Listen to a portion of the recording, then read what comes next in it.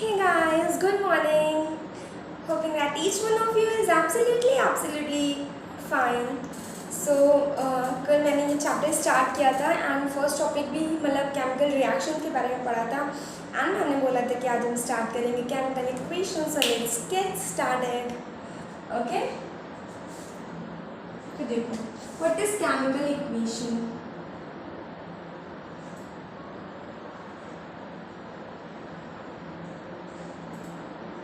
है ना, what is chemical equation. तो guys chemical equation chemical equation होता है the method of representing a chemical reaction. मैंने आपको केमिकल रिएक्शन बताया था कि जब हम लोग सिर्फ नेम लिख के करते हैं, है ना। फॉर एग्जाम्पल कोई भी रिएक्शन जैसे कि ले लो, अगर इसको इस तरह से लिखेंगे पोटेशियम आयोडाइड, अगर इसको मतलब इसका नेम लिखेंगे पोटेशियम आयोडाइड, मतलब जब ऐसे नेम लिख कर रिप्रेजेंट करते हैं पूरी रिएक्शन लिखते हैं, वो होती है chemical reaction. But the method of representing a chemical reaction with the help of फॉर्मूले, है ना, विद द हेल्प ऑफ फॉर्मूले and symbol is known as chemical reaction. I am repeating once again, so make a note. Chemical equation is a method of representing a chemical reaction with the use of what? With the use of symbols and formula. है ना? Just a second. Let me fill the ink. Okay. एक example लेते हैं।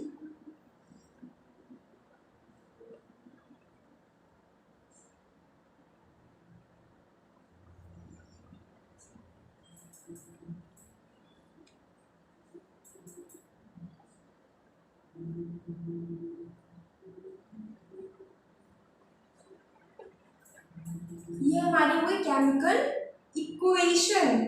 ये क्या हो गई? Chemical equation.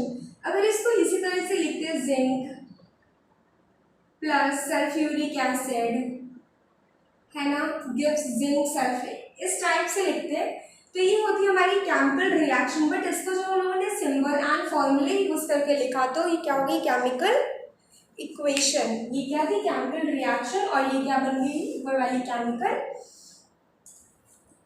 Equation. ठीक है, अब देखो समझ गए ना केमिकल इक्वेशन क्या कहते हैं। अभी आगे क्वेश्चन सॉल्व करेंगे तब ज़्यादा समझ में आ जाएंगे। ठीक, अब बैलेंसिंग देख लेते हैं। ठीक है, अच्छा, एक केमिकल इक्वेशन को मोर इन्फॉर्मेटिव हम लोग कैसे बना सकते हैं, तो बता सकते हो? केमिकल इक्वेशन को मोर इन्फॉर्मेटिव कैसे बना सकते हैं? उसके 3 स्टेप्स होते हैं, है ना, उसके 3 स्टेप्स होते हैं। फर्स्ट होता है बाय इंडिकेटिंग, हाँ, जस्ट अ सेकेंड। ओके, तो बाय इंडिकेटिंग फिजिकल स्टेट्स,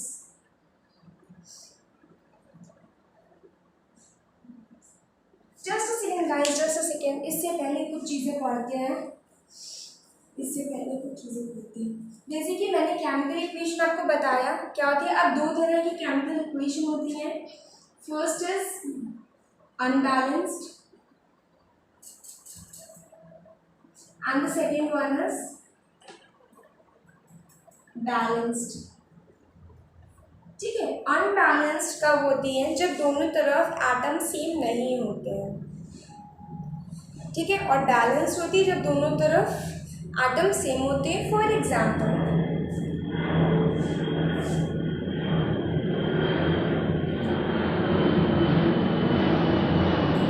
ये है इक्वेशन, ये है एंड अभी इक्वेशन लिखी हुई थी, वही लिख देती हूँ।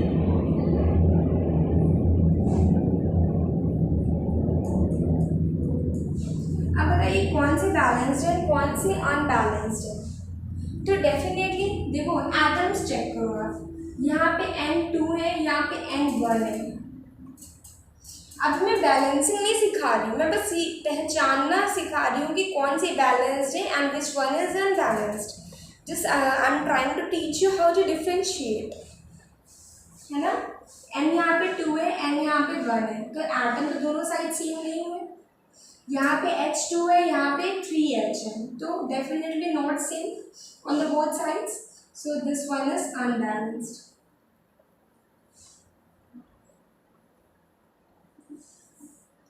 Got it.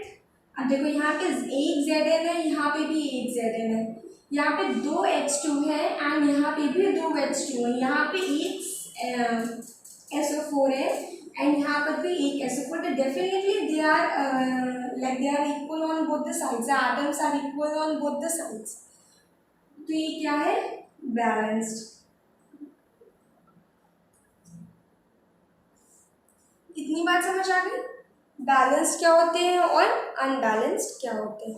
अब देखो, अब बैलेंसिंग कैसे करते हैं, क्योंकि किसी भी इक्वेशन को बैलेंसिंग हम कर सकते हैं। एक चीज़ और ध्यान रखो कि बैलेंसिंग जब करते हैं तब आप नंबर ऑफ एटम्स मतलब कि फॉर्मूले में चेंज नहीं कर सकते हो। अगर मान लो ये just second N2 plus H2 मिला के क्या बनाता है, NH3 बनाता है, तो अगर ऐसा नहीं है कि अगर आपने यहाँ पे देखा 2 है, यहाँ पे देखा एक ही है, तो आपने इसका फॉर्मूला ही चेंज कर दिया, आपने ये लिख दिया, ये तो कोई फॉर्मूला होता ही नहीं है ना। तो फॉर्मूला हम बिल्कुल नहीं चेंज कर सकते हैं, बस हम क्या कर सकते हैं, ये जो फॉर्मूला है इसमें नंबर और इसी बस नंबर का मल्टीप्लाई करवा सकते हैं और हम कुछ नहीं कर सकते हैं। इतनी बात समझ आ गई। अब कैसे वो करवाते हैं ये देख लो। पहले देखो, हिट एंड ट्रायल मेथड से भी करते हैं। पहले एक सिंपल देखो, हिट एंड ट्रायल मेथड क्या होता है, सबसे पहले O को O और H को बैलेंस करते हैं, ठीक है। सबसे पहले किसको किसको बैलेंस करते हैं, O को और H को, ठीक। बाकी सब अपने आप बैलेंस हो जाता है, अपने आप क्या करना तो पड़ता है थोड़ा बहुत, बट इजी पीजी हो जाता है, ठीक। देखो कैसे, दो एग्जाम्पल लेते हैं। N2 plus H2 gives NH3, ठीक। मैंने क्या बोला, O को देखो, H को देखो, O यहाँ पे है नहीं तो पहले H को देखो।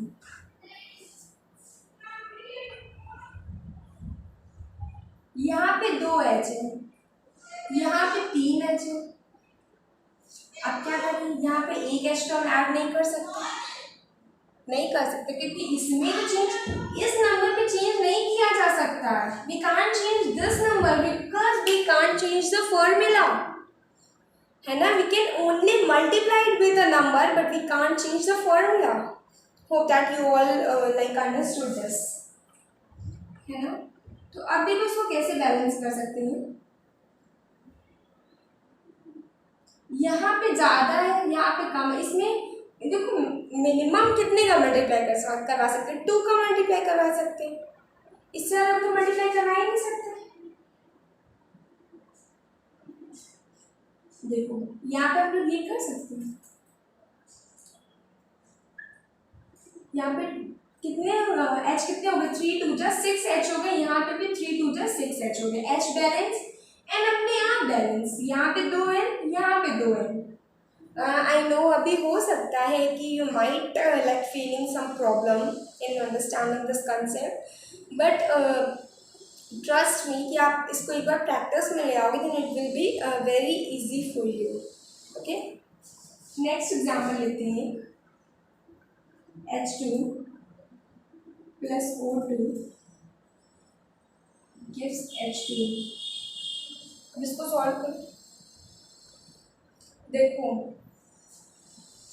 यहाँ पे O को देखो, यहाँ पे 2 O है, यहाँ पे 1 O है, तो 2 को मल्टीप्लाई करवा दो, 2 O हो गए। यहाँ पे कितने H हो गए, 4 H हो गए, हो गई ना balance. Very quickly make a note. अब देखो गाइस, किसी भी इक्वेशन को मोर इन्फॉर्मेटिव कैसे बना सकते हैं, more informative in the sense कि किसी भी इक्वेशन को ऐसे कैसे बना सकते हैं कि उससे देख करके हमें कुछ ज़्यादा इन्फॉर्मेशन या किसी को भी उस इक्वेशन को देख के ज़्यादा से ज़्यादा इन्फॉर्मेशन मिल सके। तो तीन तरीके होते हैं। फर्स्ट इज बाय इंडिकेटिंग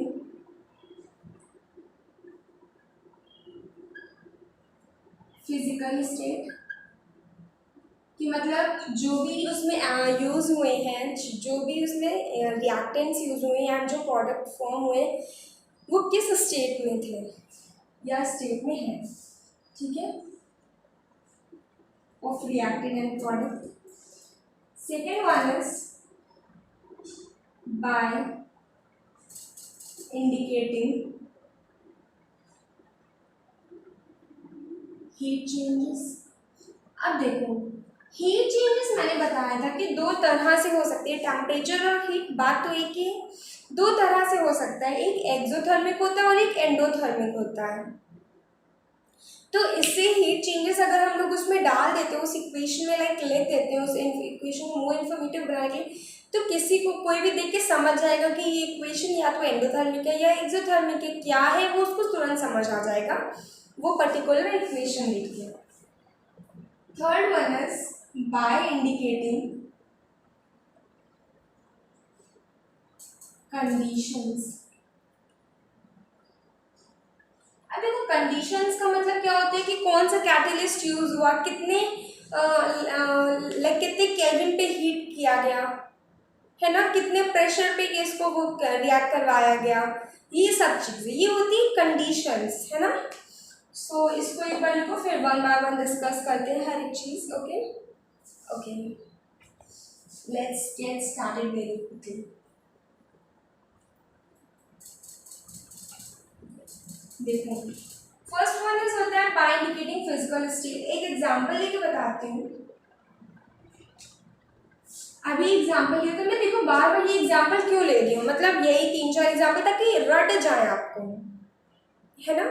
वहाँ पे ये नहीं बोलते कि आप मतलब आपको नंबर से मतलब होता है ना, वहाँ पे तो आप एग्जांपल तो कोई भी लिख सकते हो ना, बट ज़्यादा इजी एग्जांपल लर्न करोगे तो it will be better for you, है ना। बट अभी मैं बहुत सारी इक्वेशन आपको सिखाऊंगी, सो डोंट वरी, है ना।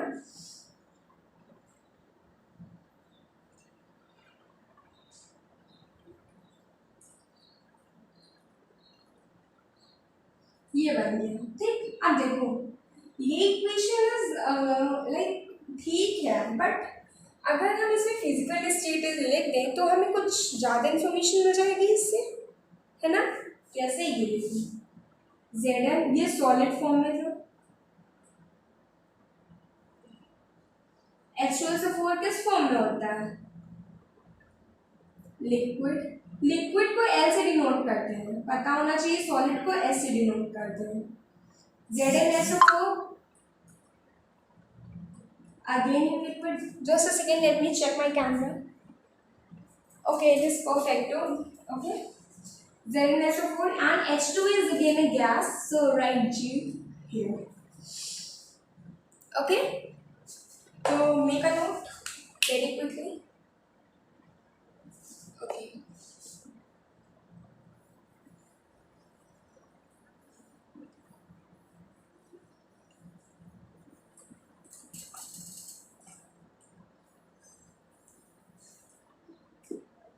अब देखो सेकेंड वन क्या था, बाय इंडिकेटिंग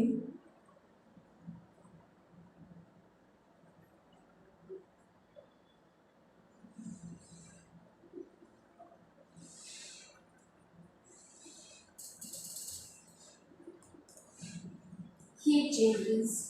अब देखो, हीट दो तरह से चेंज हो सकती है, I am again telling you, एक एंडोथर्मिकली एक एक्सोथर्मिकली। या तो हीट इन्वॉल्व हो रही होगी इक्वेशन में, या तो हीट इवॉल्व हो रही होगी, या तो दी जा रही होगी या तो निकल रही होगी, दैट्स इट, यही दो कंडीशंस बनती हैं। तो अगर हीट इन्वॉल्व होती है तो वो होती है एंडोथर्मिक,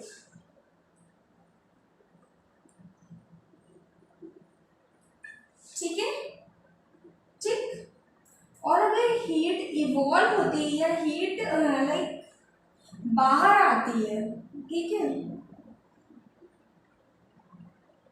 तो वो क्या होती है, एक्सोथर्मिक। इतनी बात समझ आए? ठीक है, अब देखो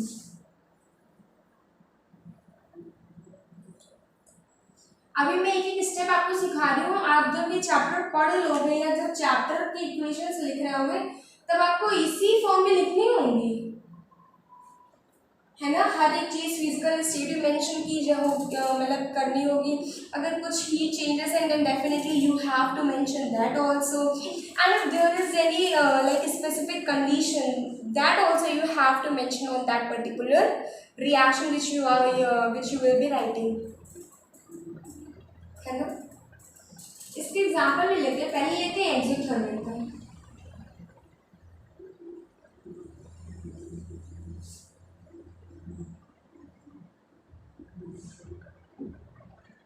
ये होता है एक एक्सोथर्मिक प्रोसेस। तो यहाँ पे हीट इवॉल्व होती है, बाहर निकलती है, ऐसे लिख दिया। अब देखो हमें नहीं पता ये क्या है, कुछ ही नहीं पता ये एक्सोथर्मिक है। हमने ये इक्वेशन लिख के दे दी, बताओ हमने बोला ये कैसी इक्वेशन, तो पहले देखते ही बोलेगा heat is evolving and definitely it is a exothermic reaction. तो ऐसे ही इक्वेशन को मोर इंफॉर्मेटिव बनाया जा सकता है। समझ आ गई बात? ठीक है, अब बात करते हैं, एक एग्जांपल लेते हैं एंडोथर्मिक का। अभी बहुत सारे एग्जांपल है, बहुत सारे रिएक्शंस हैं, देन डोंट वरी, अभी मैं सिर्फ इजी बता रही हूँ ताकि at least your concepts will be crystal clear so that कि मतलब आप आगे क्वेश्चंस समझ पाओ, है ना। अब एंडोथर्मिक रिएक्शन का एक एग्जांपल लेते हैं।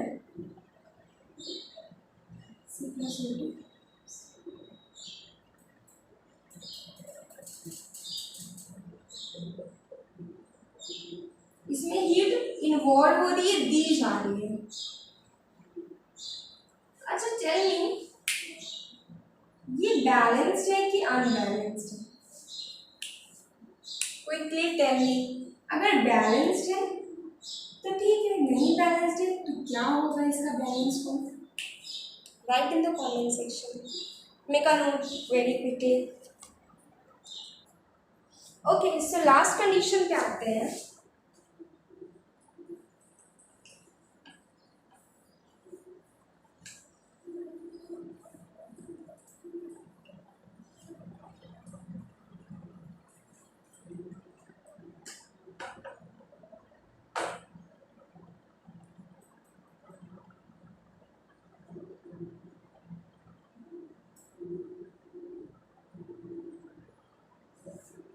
भाई ये क्या बचा था कंडीशंस?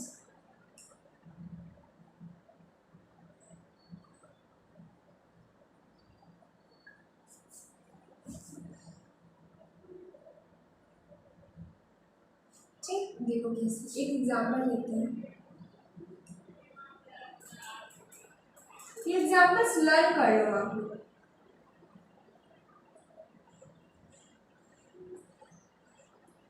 इसको बैलेंस करें। सबसे पहले क्या लेते हैं, O और H। H है नहीं, पहले O लेते हैं। यहाँ पे 3 और इधर देखो 3 और 2 का मैटर कहीं भी दिखे, कहीं भी 3 और 2 दिखे तो जहाँ पे 2 है वहाँ 3 का मल्टीप्लाई कर दो, जहाँ पे 3 है वहाँ 2 का मल्टीप्लाई कर दो, दैट्स इट, है ना। यही करना होता है। समझ आ गई बात? ठीक, यहाँ पे 3 है, यहाँ पे 2 का मल्टीप्लाई करवा दें।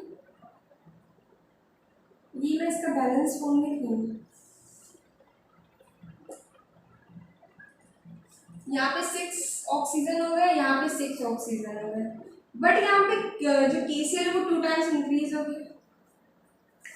Okay, balance equation, make a note very quickly. Okay, अब कुछ क्वेश्चंस करते हैं, जितना पढ़ा रहे हैं इसी पे बेस्ड।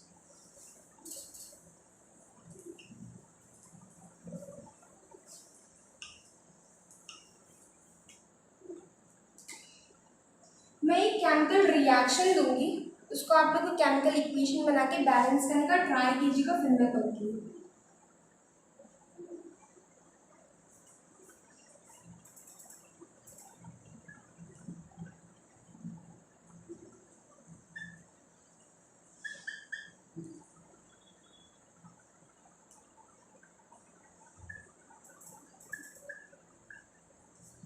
ठीक है, जल्दी से ट्राई करिए।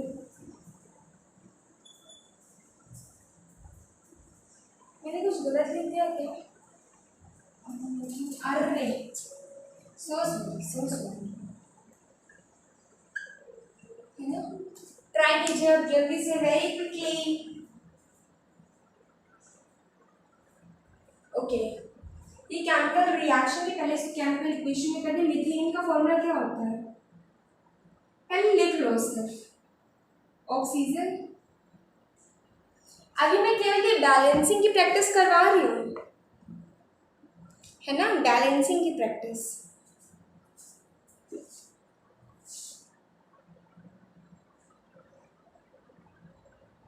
याद है ना, पहले ऑक्सीजन एंड हाइड्रोजन, पहले ऑक्सीजन एंड हाइड्रोजन किससे करते हैं, हिट एंड ट्रायल मेथड से। ओके, पहले ऑक्सीजन देखो, यहाँ पे कितने ऑक्सीजन है, 2, यहाँ पे कितने हैं, 3, ठीक, 3 ऑक्सीजन, यहाँ पे 2 को मल्टीप्लाई करवा दें, कितने हो गए थे, 2 2 4, और यहाँ पे 2 ही है, यहाँ पे 3 थे ना और यहाँ पे 2 थे, अरे देखिए है ना, अब इम्बैलेंस हो गए, ठीक। तो अब चेक कर लेते हैं, एच यहाँ पे 4 एच है, यहाँ पे भी 4 एच है, यहाँ पे 1 सी है, यहाँ पे भी 1 सी है, ठीक है। मैच हो गया आंसर आप लोगों का। ओके, चलो नेक्स्ट इक्वेशन पे चलते हैं। वापस से एक रिएक्शन करते हैं, उसको इक्वेशन में लिख के देखो, मैं इसलिए दे रही हूँ जिससे आप लोग को फॉर्मूला का भी रिवीजन हो जाए और सिंबल्स का भी मतलब सही तरीके से आप लोग बोलो एंड बैलेंसिंग तो आ ही जाए, है ना।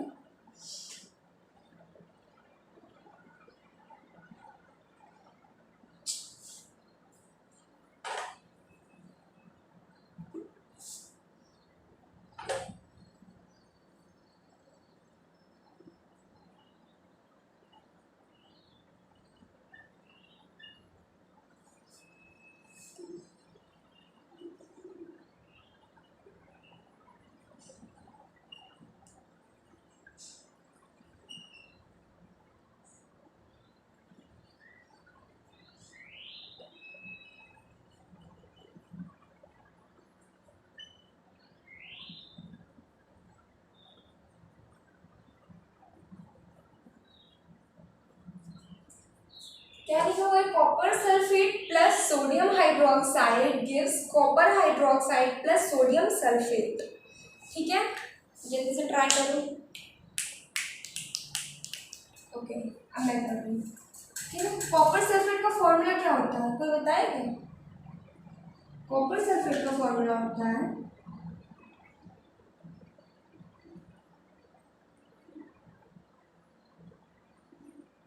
समझ आ गई इतनी बात, सोडियम हाइड्रोक्साइड,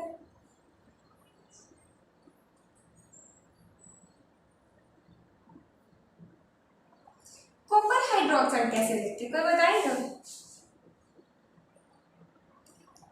मैं बताती हूँ,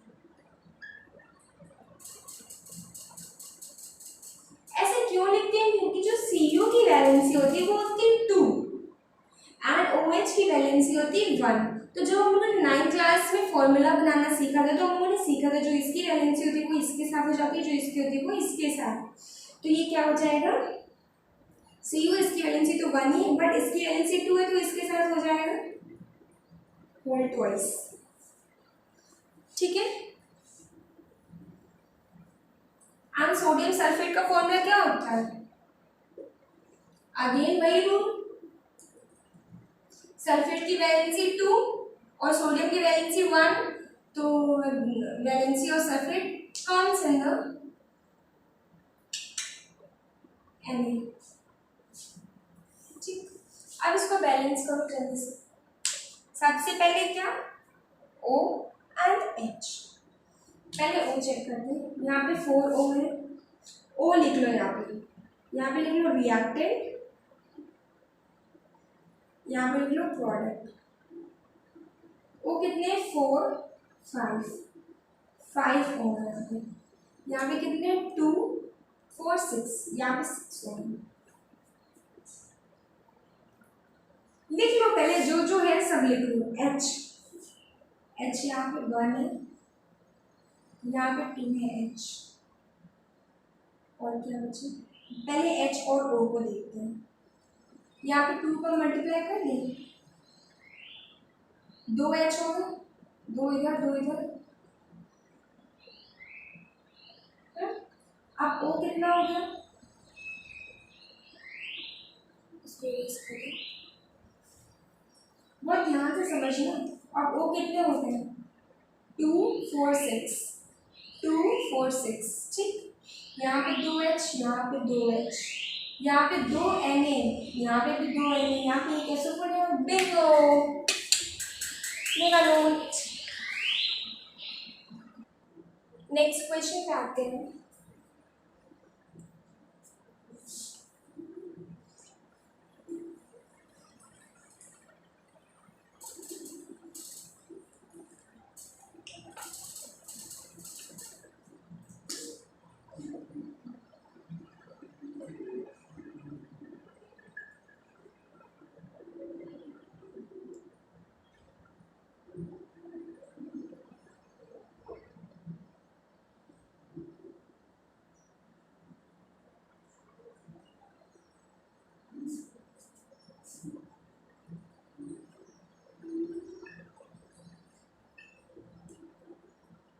करो जल्दी से, रिएक्शन गिवन इक्वेशन में कन्वर्ट करके बैलेंस करने की कोशिश करो।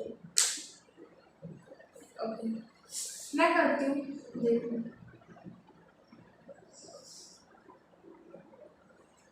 कर लिया ट्राई सबने, मैं जा रही हूँ करने, ठीक। देखो आयरन का सिंबल होता है Fe। स्टीम क्या होता है, स्टीम इज लाइक वाटर, है ना, वाटर ही होता है एक तरह से स्टीम, तो फॉर्मूला वही होगा। देखो मेन बात, iron second and third oxide का फॉर्मूला क्या होता है, Fe2O3, यस,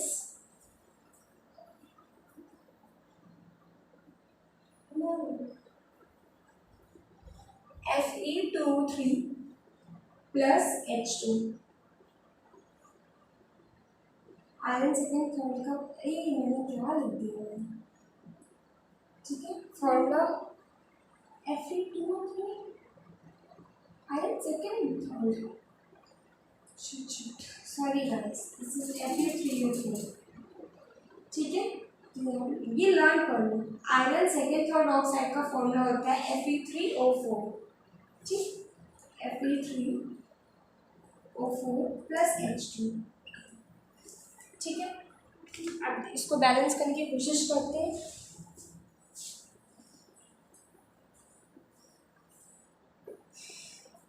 सबसे पहले ONH, O कितना है यहाँ पे 1 है, यहाँ पे 4 है, 4 से मल्टीप्लाई कर दे,